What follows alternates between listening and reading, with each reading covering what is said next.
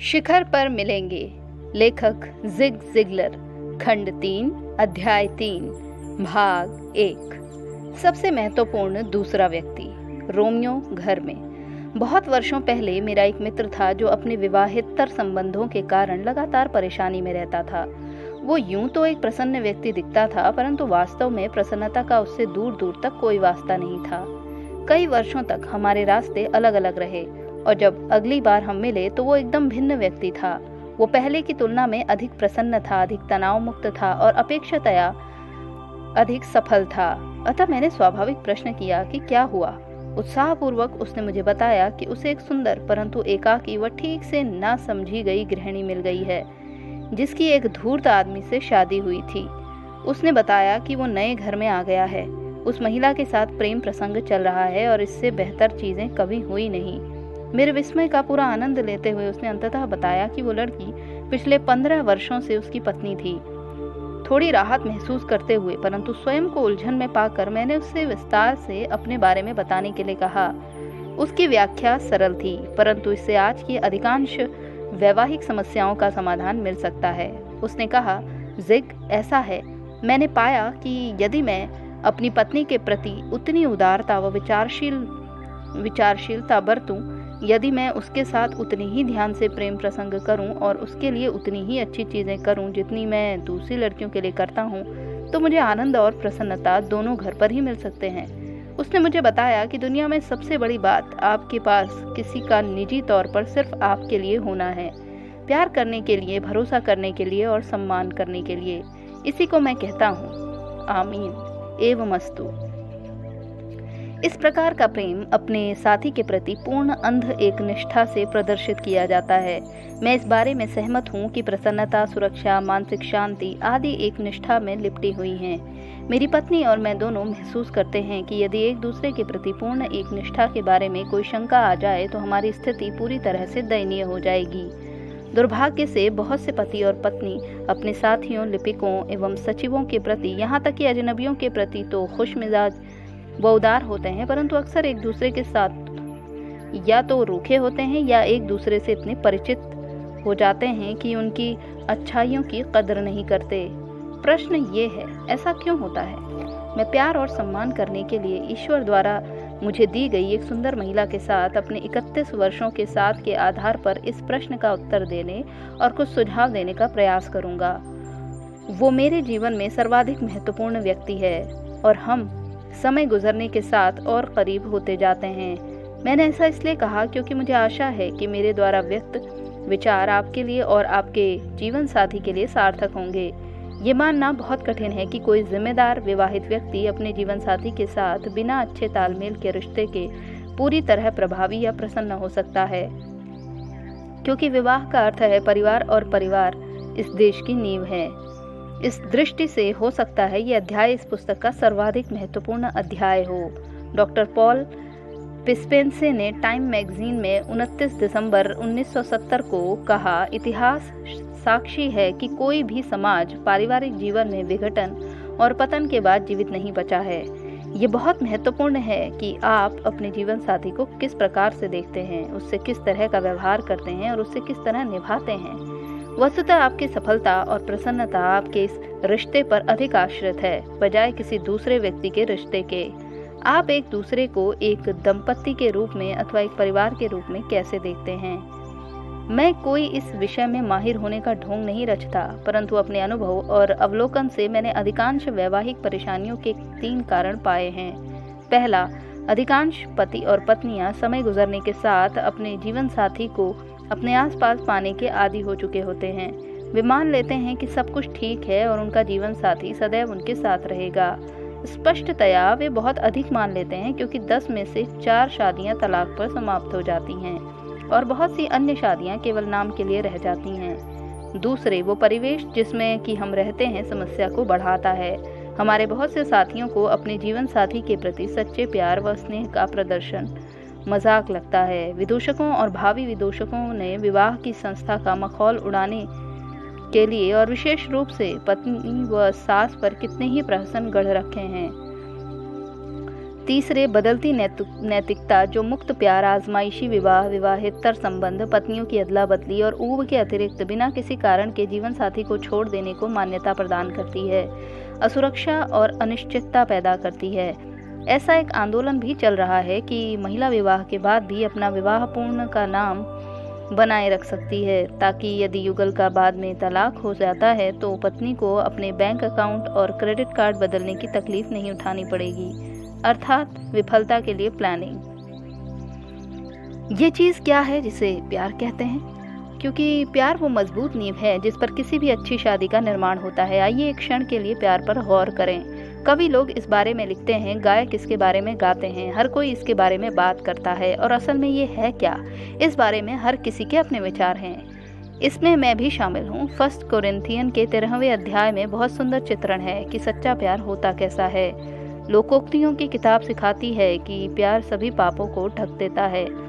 Jesus Christ ने कहा, पहले ईश्वर को मालिक समझकर प्यार करो, फिर अपने पड़ोसी को अपने जैसा समझकर प्यार करो। मनोवैज्ञानिक और विवाह सलाहकार कहते हैं कि कोई पिता अपने बच्चों के लिए सर्वाधिक महत्वपूर्ण काम यदि कर सकता है तो वो उन बच्चों की माँ को प्यार करना है, और कोई माँ अपने बच्चों के लिए सर्वाधिक महत्वपूर्ण काम यदि कर सकती है तो वो उनके पिता को प्यार करना है। वे इस बात पर बल देते हैं कि यदि बच्चे जानते हैं कि उनके माता पिता एक दूसरे को प्यार करते हैं तो भले ही उस प्यार का विस्तार बच्चे तक ना हो, फिर भी बच्चे अपने आप को बहुत सुरक्षित अनुभव करते हैं। इस तरह से बच्चा महसूस करता है कि उसके माता पिता उसे सुरक्षा प्रदान करने के मामले में इकट्ठा हैं, और उसे कभी भी अपने माता एवं पिता में से किसी एक को चुनने की मानसिक यंत्रणा से नहीं गुजरना पड़ेगा। अपनी पीढ़ी में हम देखते हैं कि प्यार और काम का उल्लेख एक साथ इतना अधिक होता है कि बहुत से लोग सोचते हैं कि ये समानार्थी हैं। स्पष्टतया ऐसा नहीं है। प्यार एक पूर्णतया निस्वार्थ भावना है जो आप दूसरों के लिए रखते हैं। कामुकता पूर्णतया स्वार्थी है। बाइबल में एक भी स्थान पर दोनों को साथ साथ नहीं रखा गया है, परंतु आधुनिक व्यक्ति स्वार्थी एवं वाणिज्यिक कारणों से दोनों में बराबर साहचर्य स्थापित करता है। प्यार के महत्व की शाश्वत मान्यता के बावजूद ब्रह्मज्ञानियों, वैज्ञानिकों और साधारण मनुष्य द्वारा इस विषय पर बहुत कम जानकारी उपलब्ध है कि ईश्वर द्वारा पुरुष और महिला के आदर्श रिश्ते के रूप में घोषित विवाह को किस प्रकार चिरस्थायित्व प्रदान किया जा सकता है। बहुत से युगल जो विवाह की शपथ के समय एक दूसरे के प्रति अपने अमर प्रेम की घोषणा करते हैं, बहुत जल्दी ही एक दूसरे के गले तक पहुंच जाते हैं। मैं व्यक्तिगत रूप से सहमत हूँ कि बहुत बार शुरुआत में उनका प्यार सच्चा होता है, तथापि प्यार भी उपेक्षा से उसी प्रकार मर जाता है जैसे कि कोई फूल, वृक्ष अथवा झाड़ी मर जाती है। मेरा मानना है कि एक स्वस्थ व प्रसन्न विवाह एक बेहतर डॉक्टर, अध्यापक, मंत्री, प्रशिक्षक, गृहिणी, ट्रक ड्राइवर, सचिव या सेल्समैन आदि पैदा करता है। मेरा ये भी मानना है कि अस्वस्थ व अप्रसन्न विवाह उस विवाह के हर सदस्य के पूर्ण प्रयासों एवं उत्पादकता को बाधित करता है। जॉर्ज डब्ल्यू क्रेन नामक प्रख्यात मनोवैज्ञानिक का कहना है कि प्यार की परवरिश प्यार के कार्यों एवं प्यार की अभिव्यक्तियों से ही की जाती है।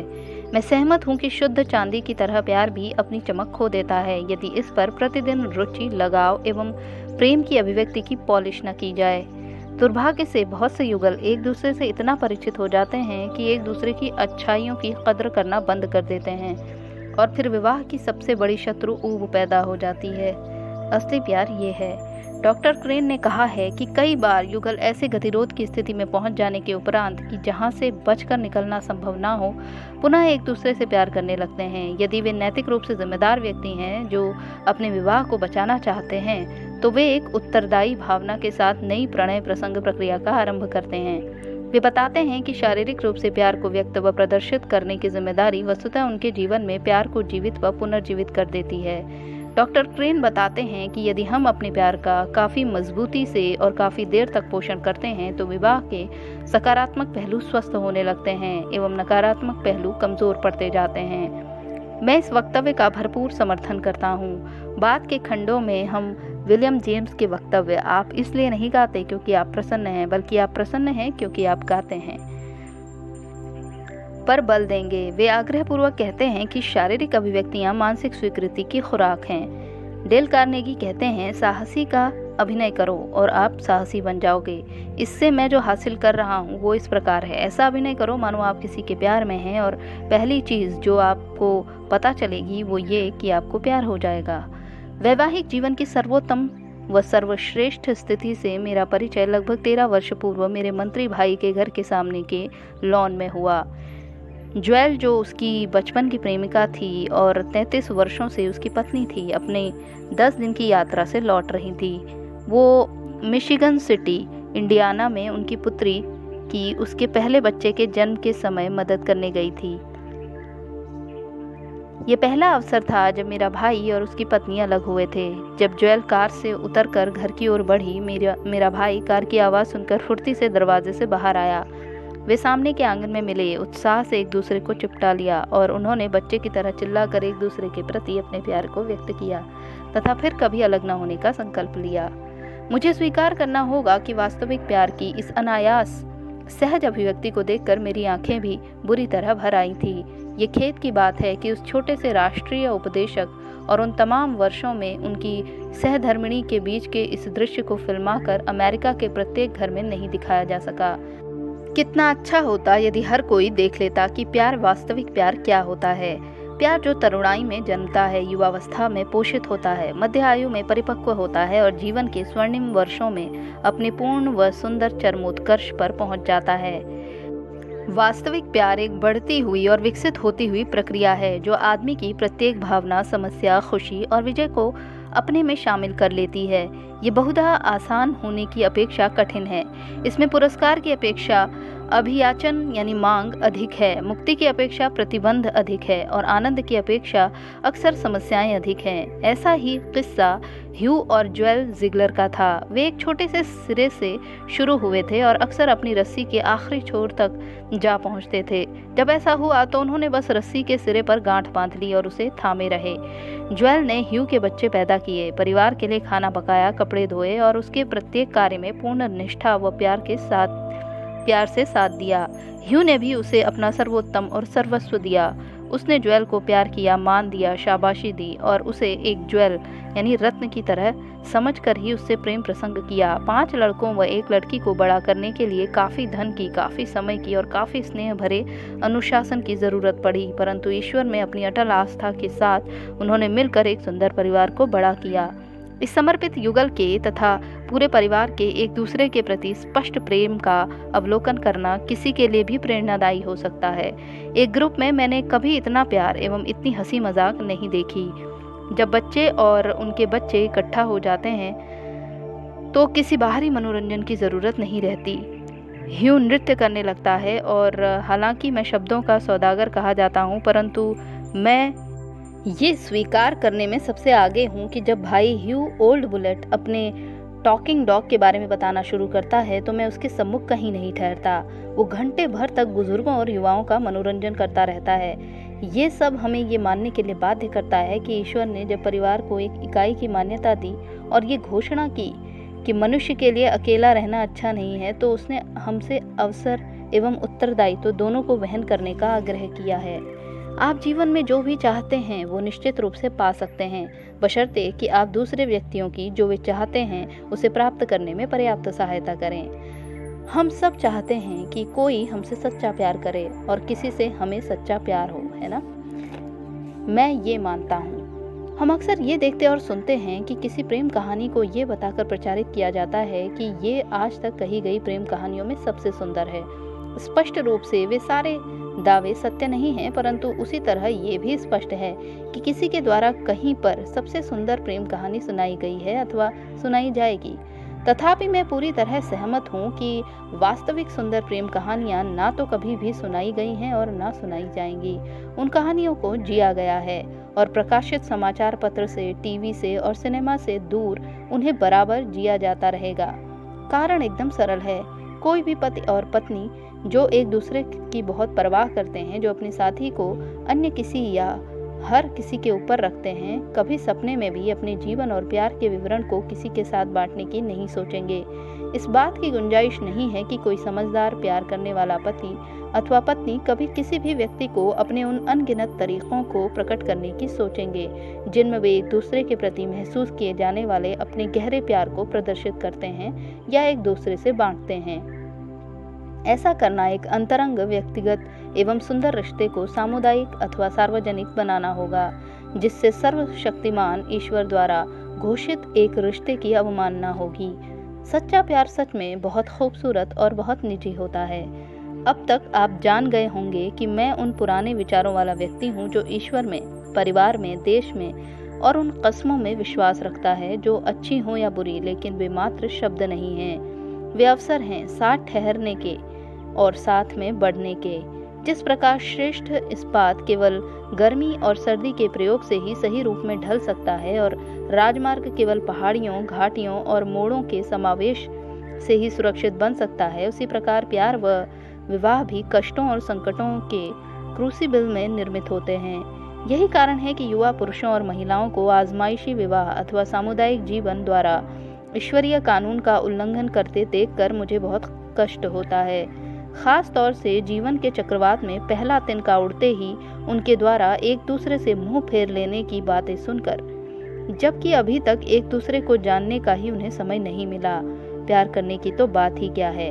दो जिम्मेदार व्यक्तियों के बीच प्यार होता क्या है, इस बारे में उनकी कोई ही धारणा ही नहीं है। उन्होंने प्यार और सेक्स में भेद नहीं सीखा। जब सेक्स प्यार का प्रकटीकरण होता है तथा पवित्र वैवाहिक संबंध के रूप में रूपांतरित होता है तो ये वास्तव में सुंदर एवं ईश्वरीय इच्छा के अनुरूप होता है। जब ये वासना की अभिव्यक्ति होता है तो पाश्विक एवं स्वार्थी होता है। कवि और टीवी लेखकों के कथन के विपरीत प्यार एक तात्कालिक भावावेश नहीं है। व्यक्तिगत रूप से मैं अपनी सुंदर पत्नी के प्रति पहली बार उसे देखकर आकर्षित हो गया था। मैं सोचता था कि हमारे प्रेम प्रसंग के दौरान और शादी के प्रारंभिक वर्षों में मैं उसे प्यार करता था, परंतु ईमानदारी से कहूँ, जब तक हमारी शादी को 25 वर्ष से भी अधिक नहीं हो गए, मुझे ये पता ही नहीं था कि वास्तविक प्यार होता क्या है। अब जबकि 26 नवंबर को हम अपनी एक और वर्षगांठ की ओर बढ़ रहे हैं, वो प्यार अभी भी प्रतिदिन बढ़ रहा है। वो मेरे द्वारा देखी गई सर्वाधिक सुंदर, सर्वाधिक आकर्षक एवं उत्तेजक महिलाओं में सबसे ऊपर और सबसे आगे है। जब कभी भी मुझे ये चुनना होता है कि 5 मिनट उसके साथ बिताऊं या कुछ और करूं, तो हर बार वही जीतती है। इसका अर्थ ये नहीं है कि हम हर बात पर सहमत होते हैं, क्योंकि ऐसा नहीं होता। ना ही इसका मतलब ये है कि हम में कोई तर्क नहीं होते, क्योंकि वे होते हैं। हाँ, ये अवश्य है कि हमारे विचार विरोध में कभी कोई दुर्भावना या कड़वाहट नहीं होती। अर्थात इतना अवश्य है कि हम दोनों में से हर एक अपनी गलती स्वीकार करने और क्षमा याचना के लिए तत्पर रहता है। इसका अर्थ ये भी है कि हम एक दूसरे के सानिध्य में आनंदित होते हैं और एक दूसरे को इतना प्यार करते हैं कि दूसरे को अपने से पहले रखते हैं। हम कभी भी अपने विचार विरोध को सुलझाए बिना और अपने प्यार की पुनर्पुष्टि के बिना एक दूसरे से अलग नहीं होते, ना ही सोने जाते हैं। हम दोनों कृतज्ञ हैं कि ईश्वर ने हमें एक रिश्ते के विकास के लिए और ये खोजने के लिए कि वास्तविक प्यार क्या है, हमें काफ़ी वर्ष इकट्ठे गुजारने दिए। हमारी यही प्रार्थना है कि इससे पहले कि हम अनंत की ओर अपनी इकट्ठी यात्रा शुरू करें, ईश्वर हमें और बहुत से वर्ष इकट्ठे गुजारने की अनुमति दे।